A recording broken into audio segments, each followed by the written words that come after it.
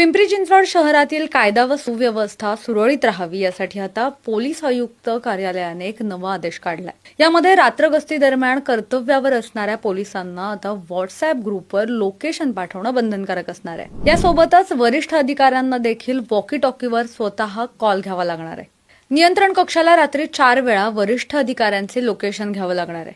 Police आयुक्त कार्यालयाकडून काढलेल्या आदेशामुळे आता पोलिसांना कामात कामचुकारपणा करता येणार नाहीये। पोलीस आयुक्त विनयकुमार चौबे यांनी नुकतेच अंमलदार आणि पोलीस अधिकारी यांच्या लोकेशनबाबत एक आदेश जारी केलाय।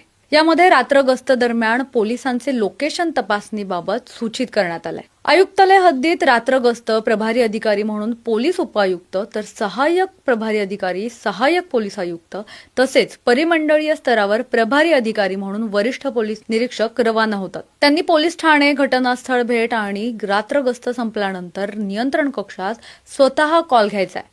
या व्यतिरिक्त नियंत्रण कक्ष प्रभारी अधिकारी यांनी पोलीस ठाण्यातील अधिकारी, बीट मार्शल तसेच त्यांचे दर 2 तासाला लोकेशन घ्यायचं आहे। संबंधित अधिकारी आणि बीट मार्शल हे देखील स्वतः कॉलला उत्तर देतील, असं पोलीस आयुक्त चौबे यांनी काढलेल्या आदेशात नमूद केलंय। लोकेशन दिलं नाही तर काय, तर कर्तव्यात कसुरी अहवाल द्यावा लागणार आहे। रात्र गस्त दरम्यान नियंत्रण कक्षाला लोकेशन देणं बंधनकारक असणार आहे। लोकेशन प्राप्त नसलेल्या पोलिसांचा कसुरी अहवाल दररोज सकाळी 10 वाजता